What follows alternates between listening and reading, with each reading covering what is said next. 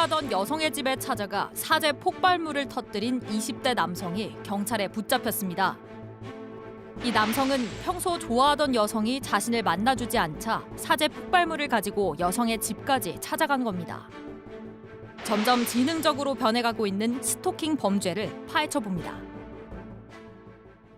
네, 이 사건 도대체 어떻게 이루어진 것인지 박종호 기자 좀 설명을 좀 해주시죠. 네, 이게 지난 주말에 있었던 일입니다. 네. 지난 17일 오후 8시 5분쯤에 전주시 이 덕진구의 한 아파트에서 일어난 일인데요. 예. 그러니까 자신이 일방적으로 좋아하고 따라다니던 그 여성의 집에 이 남성이 찾아간 거예요. 어허. 네, 그냥 간 게 아니라 은막지에 싸갔던 폭발물 아이고. 이걸 들고 간 거예요. 오. 그런데 뭐 집에 들어가거나 문을 두들거나 이런 게 아니라요. 예. 이 아파트 승강기 부근에 서성거리다가 네. 가족들이 나오는 기척이 나자 어허. 옆에 계단으로 올라가서 은박지에 싸갔던 폭탄물을 터뜨렸습니다. 아이고. 이 폭발로 남성의 왼쪽 이 손가락 부위가 크게 뭐 상처를 입어가지고요. 네. 병원에서 지금 치료 중인 상황입니다. 자기 혼자만 다친 거예요? 그렇습니다.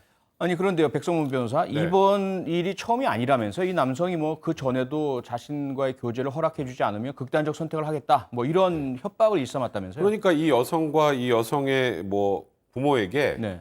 교제를 허락해달라. 교제를 허락해주지 않으면 난 극단적인 선택을 하겠다. 그래서 저는 맨 처음에 이 사건을 보고 이별 범죄 같은 게 아닐까라고 생각을 했는데 그게 그러게요. 전혀 아니더라고요. 일방적이 보니까 완전히? 이 예. 여성은 이 남성을 잘 모른답니다. 아예 몰라요. 예, 이 남성을 잘 모르는데 어허. 이런 요청을 해서 이 여성이나 이 부친 입장에서도 뭐 어찌 보면 말도 안 되는 소리니까 예. 범할 수밖에 없었던 상황인데 아하. 도대체 왜 이런 일들을 범했던 것인지 일단은 지금 손가락을 다친 상황이기 때문에 손가락 치료가 끝나면 이 범행 동기, 사건 경위 등을 하나하나 조사할 방침이라고 하는데요. 네. 일단 경찰 입장에서는 전형적인 스토킹 범죄로 보고 있는 상황입니다. 네, 스토킹 행위자들 중에서 이런 경우를 애정망상, 에로토 마니아라고 하거든요.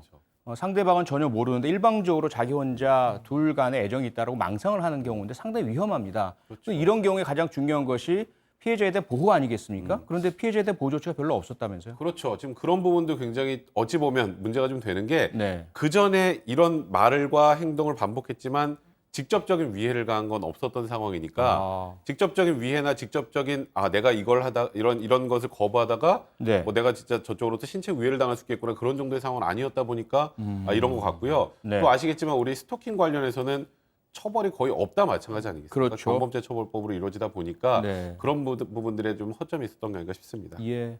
박종호 기자, 그리고 네. 이 남성의 범행 수법이 좀 특이합니다. 보통은 뭐 흉기를 들고 간다든지 이런 형태인데 폭발물을 제조해서 가져갔어요. 네. 도대체 이게 어떻게 가능했던 일이죠? 이 경찰 조사에 따르면 이 남성이 SNS를 보고 이렇게 사제 폭탄을 만드는 어. 방법을 배웠다고 합니다. SNS를 보고요. 그렇습니다. 재료들을 다 이제 구해서 예. 폭탄을 만들었는데요. 음흠. 물론 여기에 뭐 심지가 들어가 있기 때문에 여기에 불을 붙이지 않는 이상 뭐 위험하지 않다고 하지만 예. 이 자체가 언제 흉기가 될지 모르는 상황이지 않습니까? 그렇죠. 그래서 이 남성이 생명에 지장이 없는 상황이지만 중상이라서 경찰이 치료가 끝나는 대로 정확히 좀 볼 걸로 보이고요. 네. 사제 폭탄이 이렇게 뭐 만들어지는 모습이 계속 나오게 된다면 예. 이거는 우리 사회에 큰 또 위협이 될 수가 있으니까요. 경찰의 철저한 수사가 필요해 보입니다. 그러니까요. 다행스럽게도 피해자 그 가족이 좀 거리가 멀리 떨어져 있었잖아요. 네. 그래서 다치지 않았을 뿐이지 만약에 범인의 의도대로 가까운 거리였다면 뭐 범인뿐만 아니라 피해자들도 다칠 수 있는 상황이었지 않습니까? 네. 그런데 이렇게 쉽게 누구나 아무나 SNS를 보고 폭발물을 만들 수 있다? 이거 상당히 심각한 문제 아닌가요? 네, 그 정부의 통계에 따르면 뭐 지난 5년 동안 쭉 보면 국내 포털 사이트에 예. 이 관련된 그러니까 폭탄물 제조 아니면 총기 제조 관련된 내용으로 올라온 그 영상 때문에요.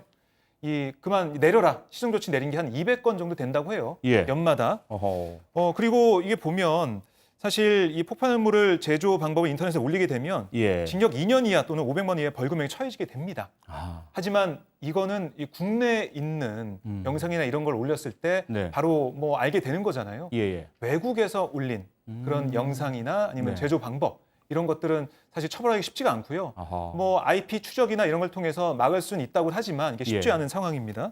그리고 화학물질을 확보를 해야 이렇게 만들 텐데 네. 화학물질을 이런 사제 폭탄을 만들 수 있는 이런 우려가 되는 상황에서 살 수 없게 하는 이런 방안 좀 어떻게 만들 것이냐. 아하. 이런 방안도 좀 고려된다 이런 지적이 나오고 있고요. 네. 지난 2016년 기억해 보시면 사제 총기로 경찰관 살해한 사건도 있었고 맞습니다. 예. 2017년에는 연세대 대학원생이 교수에게 이른바 텀블러 폭탄이라고 하죠. 예. 사제 폭탄을 만들어서 보내가지고 인명피해도 있었던 일도 있었기 있었습니다. 때문에요. 네, 네. 이게 비단 이번 일뿐이 아니고 사제 폭탄 위험이 우리 사회, 우리 일상에 와 있다라고 볼 수가 있습니다. 그러니까요.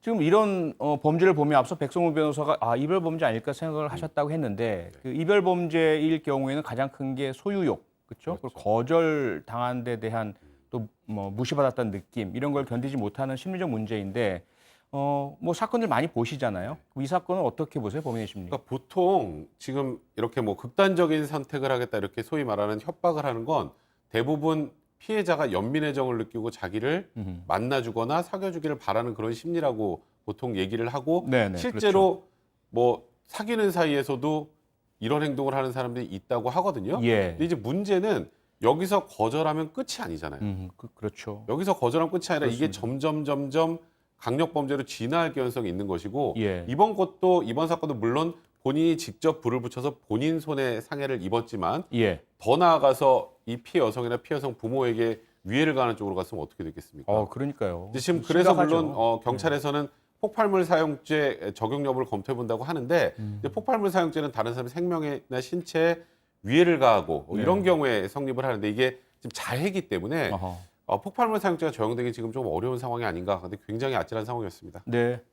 그리고 가장 큰 문제가 이렇게 강력 범죄로 이어질 수 있는 스토킹. 그 행위 자체가 상당히 많이 늘고 있다는 거 아니겠습니까? 네, 그렇습니다. 2018년에 2,772건이었는데요. 네. 작년에 보면은 5,468건으로 늘어났고 그리고 올해 같은 경우는 7월까지 통계를 보니까요. 2,756건입니다. 그러니까 하루 평균 그 12.9건의 스토킹 범죄 신고가 있었다. 아하. 13건 정도 있었다는 거고요. 예. 근데 문제는 뭐냐면 이렇게 신고 건수 대비 처벌 건수는 어떻게 되느냐? 2018년에 보면 19.62%, 2019년에 10.6%밖에 안 됐고 예. 2020년 7월까지 봐도 10.8%밖에 안 됩니다. 그러니까 이게 스토킹 범죄라고 해도 좀 가볍게 보는 경향이 있는 것 같고요. 예. 처벌도 약하기 때문에 한번 스토킹하다가 이거 뭐 처벌도 크지 않고 계속 내가 좋아하는 사람 따라다닐 수 있겠네. 네. 그러면 계속 하는 거예요. 그러니까요. 이런 것들을 어떻게 막을 것인가 이런 그러니까요. 대책이 필요해 보입니다. 그러니까 스토킹 범죄가 강력 범죄로 이어질 우려가 커서 문제이기도 네. 하지만 그렇지 않다 하더라도 스토킹을 당하는 피해자들은 좀 하루하루가 피가 마르거든요. 그렇죠. 심지어 휴대전화를 네. 바꾸고 변경해야 되기도 하고요. 그렇죠. 아주 큰 경제적 손실을 보면서 이사를 가야 할 문제가 생기기도 하고요. 그러면서도 늘 위협에 시달리고 잠도 잘 못 자고 하는데 문제는 이 스토킹 행위 처벌법이 계속 국회에 상정이 됐다가 자동 폐기되기를 반복하고 있잖아요. 그러니까 저 개인적인 생각으로는 네, 이게 형사법 양형을 전체적으로 다 변경해야 돼서 그런 것 같아요. 전부 다. 네, 그러다 보니까 항상 사실 아하. 국회는 예. 뭐 소위 말해서 국민들이 좋아하면 법을 만들기도 많이 하잖아요. 예. 이게 계속 안 되는 이유가 뭐냐면 우리가 알고 있는 스토킹 방지법은 우리가 일반적으로 생각하는 스토킹, 폭행, 협박, 그다음에 주거 침입 이런 걸 빼고 네. 그냥 말 그대로 계속 만나달라고 요구하고 의도치 않게 따라다니고 선물 따라다니고 보내고 이런 건데 예. 우리가 폭행이나 협박, 주거 침입은 이제 만약에 여기서 더 나가서 이걸로 처벌하면 돼요. 그렇죠. 그 전 단계를 강하게 처벌하면 위를 다 올려야 되는 거예요. 위를 다 올려야 돼요. 아하. 이제 그러다 보니까 예. 매번 스토킹 관련 법안 넘어가지만 예. 통과가 안 되는 이유는 제 개인적인 생각입니다만 이걸 강하게 처벌하면 위에 것도 다 올려야 되거든요. 아하. 이제 그러다 보니까 이 전반적인 양형이나 이런 것들을 네. 어떻게 변경해 나가고 할지에 대한 진지한 접근이 좀 필요한 그런 상황이 아닌가. 저는 그런 이유로 이게 통과가 안 되는 것 같습니다. 네. 네. 스토킹에 대해서는 다음에 한 번 더 깊이 다뤄보겠습니다. 다음